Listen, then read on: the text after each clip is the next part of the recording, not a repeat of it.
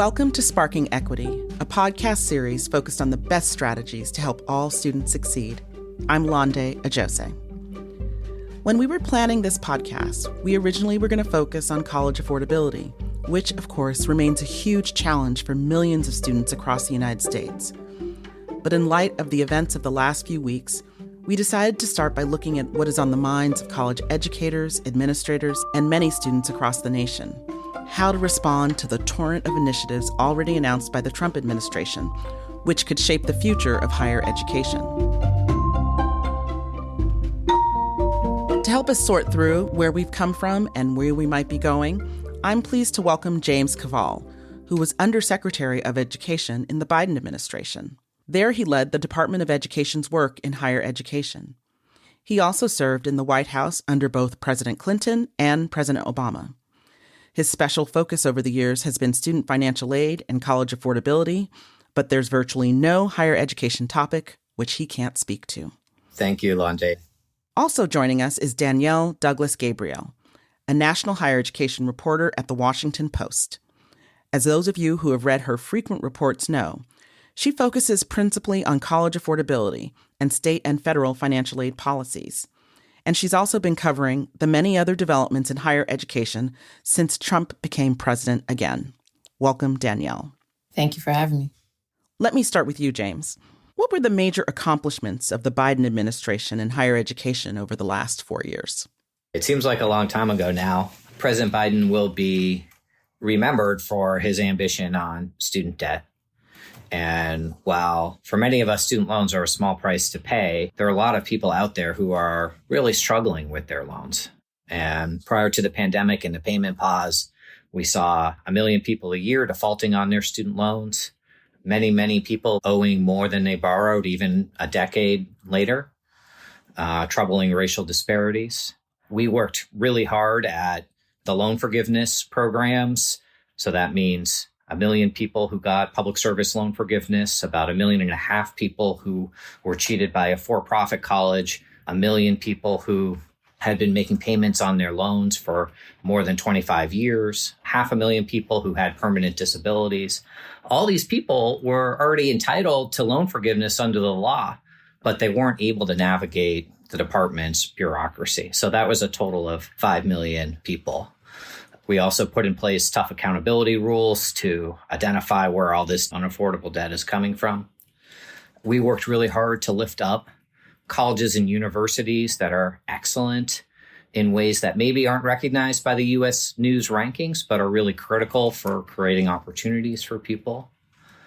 And of course, we worked really hard to implement the new FAFSA. And that was a challenging rollout. It was frustrating for families. It was a lot of extra work for educators, but we're at a point now where the FAFSA is working well and more students are actually getting student aid than did a year ago. Danielle, I'm wondering if there are any other accomplishments that, when you think about the Biden administration's Department of Education, that you would point to in addition to what James has already mentioned.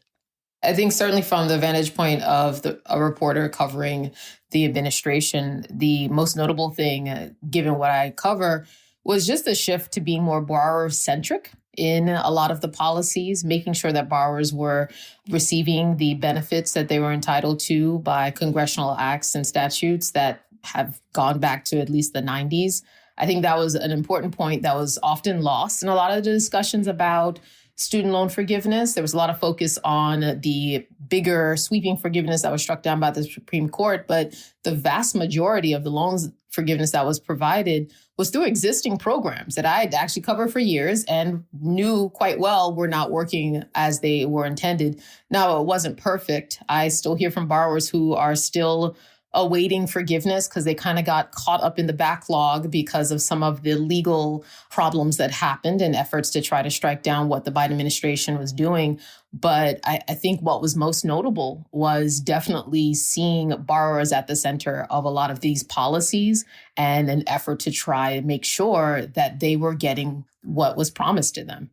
So, in light of both being borrower-centric, thinking about the accountability measures, thinking about loan forgiveness, I'd be curious to hear from both of you of what you make of this current moment with President Trump's repeated pledge to shut down the department.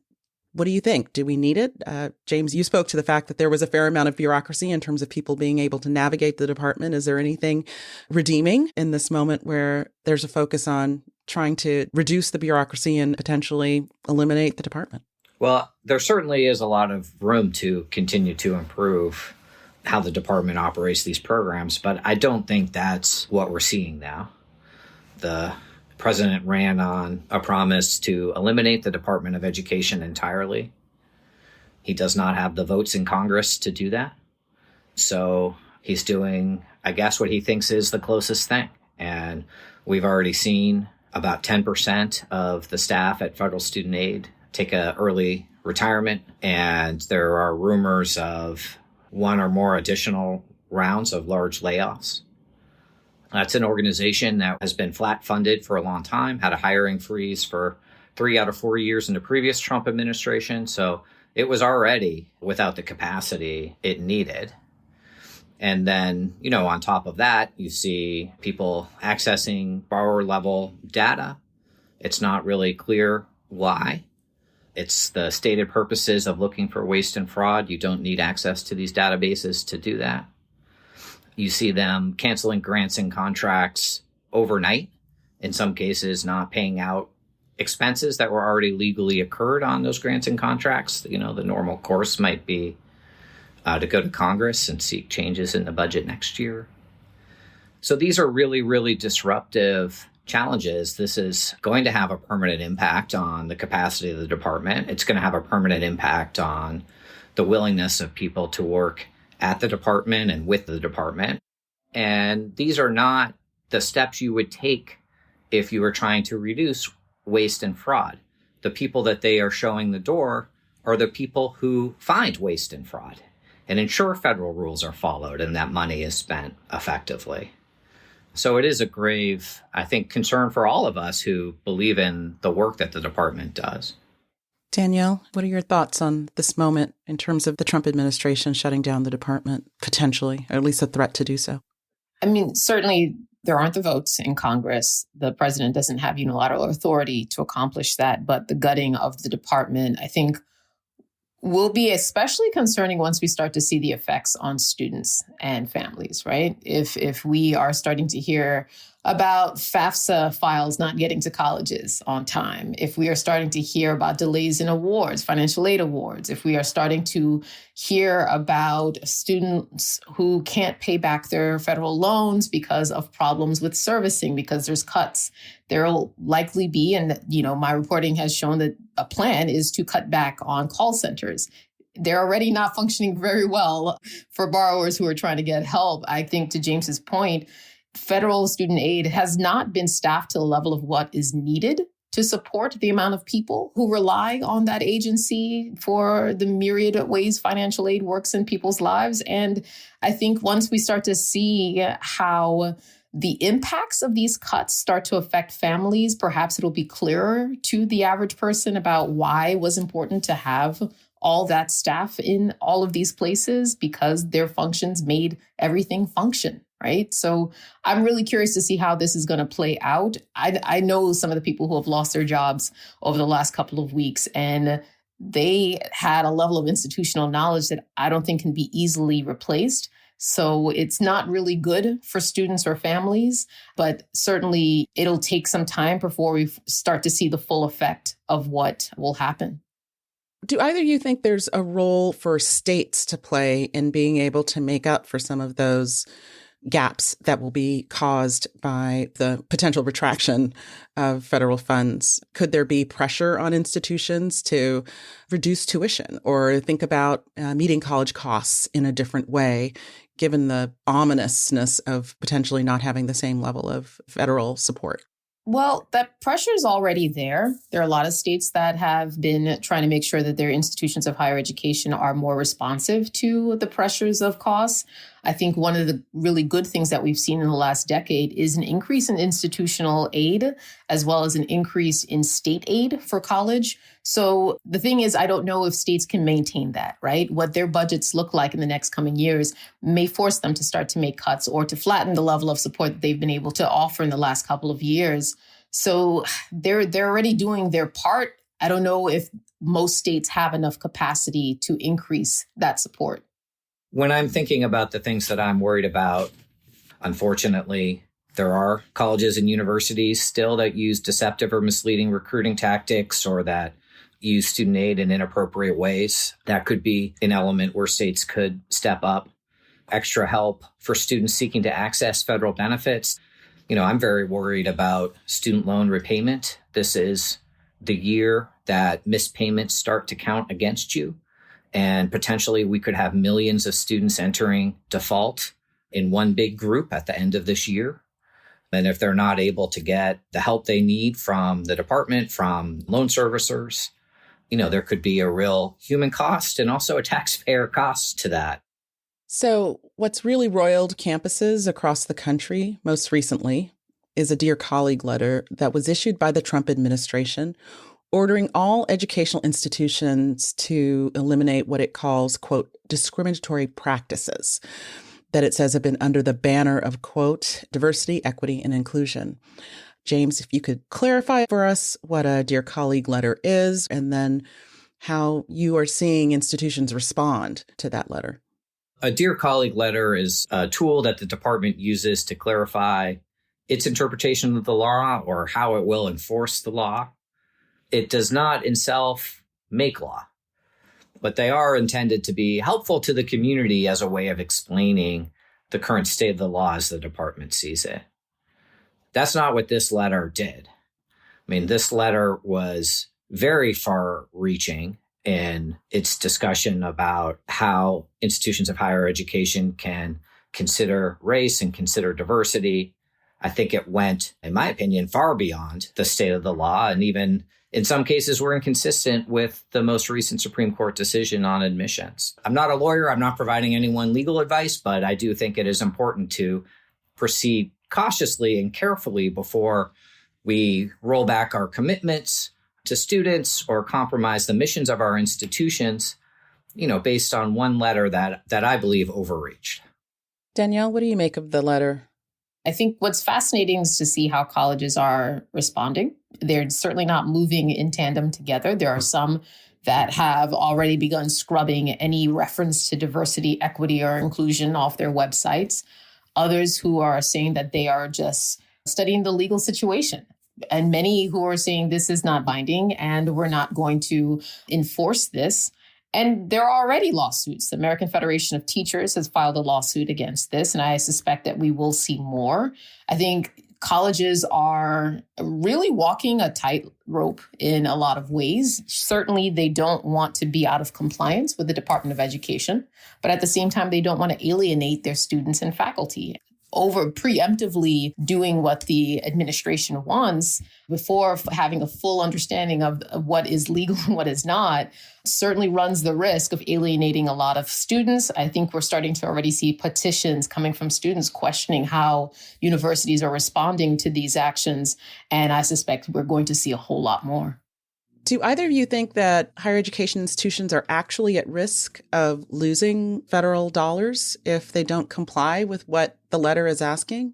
I certainly think the Trump administration will try to find ways to claw back Title IV funds or cut them off from schools. But I imagine any university, particularly the larger ones, will fight this in court. I don't see this being an easy victory for this administration, in part because of just the demographics and the reality of this country. You have more than half of the public schools are made up of Black and brown students. If colleges choose to alienate that population, this is going to be eventually an issue of tuition revenue. This is an economic issue. This is them potentially not being able to keep their doors open if they were to say that they're not going to make any effort to be inclusive of those populations on their campuses. I just don't see the vast majority of colleges being willing to give up on that potential money in order to meet the administration's demands, especially when there's legal questions around whether those demands are even appropriate. Can you explain what Title IV funds are? federal financial aid funds, the federal loans and grants that students receive from the federal government. Certainly, if you were to violate civil rights laws or if you were to violate the rules around those programs, you can lose access to those programs, which means that your students can't get Pell Grants, they can't get loans, and that is a really important part of revenue for very many schools. What do you think their end game is in terms of this Dear Colleague letter and what they're really trying to get at? It's difficult to tell. On the one hand, I suspect that this administration wants to be able to say, look, I did what I promised I'd do. In part because some of this is exactly what the president said he was going to do on the campaign trail, and it is coming to fruition.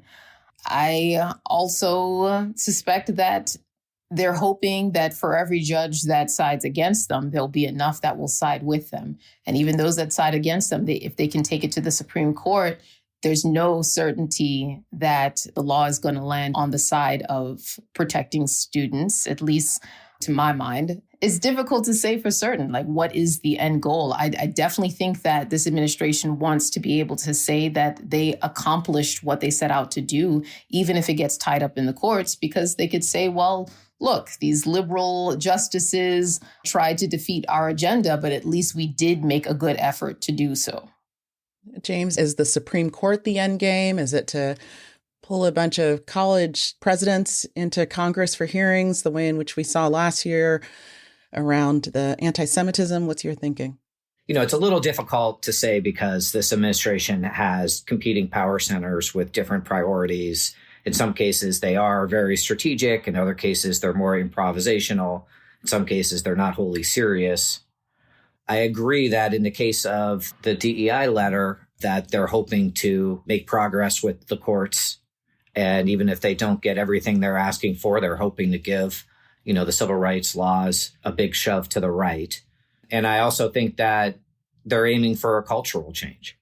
And colleges, universities, corporations, others who are currently going back through their websites and everything else that's happening, that is also their goal. Even if they end up losing in the courts, they may have achieved some progress through the cultural changes about what's expected of our institutions. I first heard about the Dear Colleague letter through my daughter, who was a first-year college student. Her college sent out a note to all of the students telling them that this letter had come in the day before, that they were assessing the situation, that they would be back in touch with them, and that the college stands by its fundamental values. It seemed pretty vague to her. So she called me, and her key question was, Mom, are they about to get rid of the BSU at my school? Because as a freshman, that has been a way for her as an out-of-state student to go to a new part of the country and start to find a community. And so I think not only about my own child, but I think about women's centers on campuses. I think about centers serving disabled students or Hillel organizations or women engineers or Black engineers. All of those things don't really seem like they are influenced by what in the letter refers to the Supreme Court decision on affirmative action. And so I just wonder, from your perspective, what would you advise students in this moment to be doing to protect really the quality of life that they want to have on their college and university campuses? I think it's important for students to make their voices heard. The petitions that I mentioned earlier, that is one of the ways. Making sure to reach out to the administration to explain to them exactly how important it is to have a Black student union and how essential it is to their quality of life is important. Will that necessarily mean schools will listen? Maybe not, but it's still worth an effort, worth a try.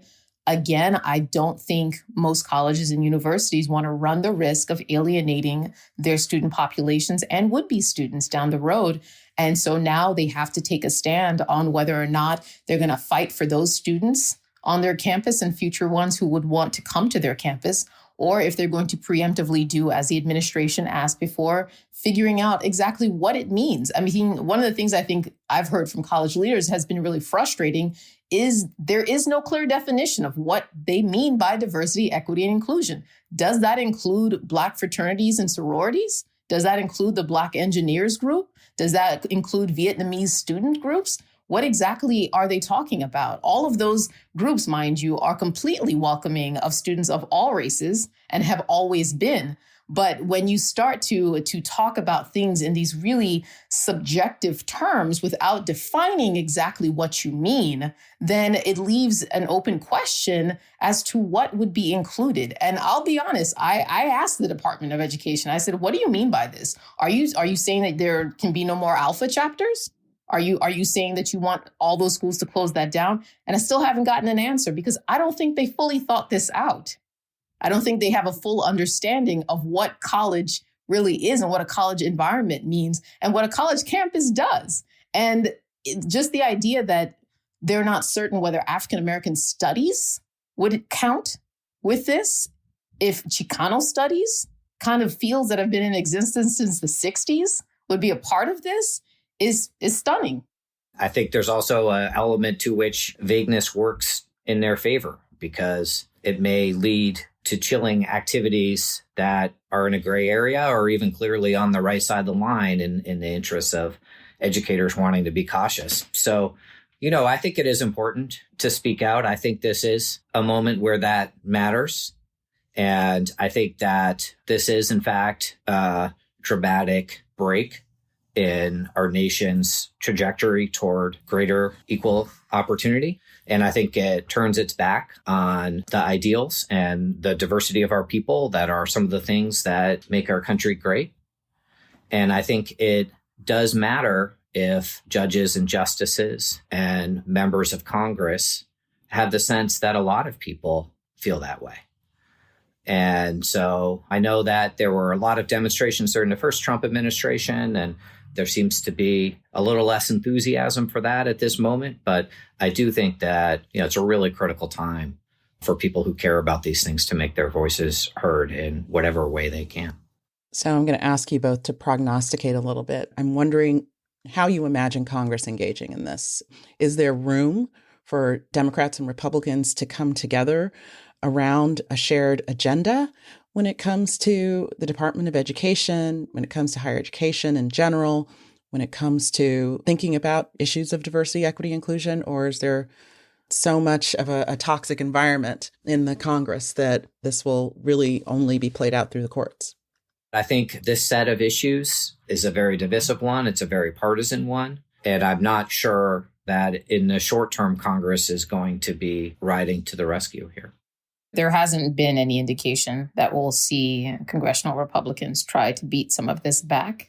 Certainly, everything could change if the Democrats take the House in the midterms, and it'll be a little bit more difficult for Trump to push through his entire agenda. But for now, it looks like the courts are the primary place where we will see this play out in the next year. So let me ask you this, James, and I'll ask you the same question, Danielle. Given the moment that we are in, what gives you hope?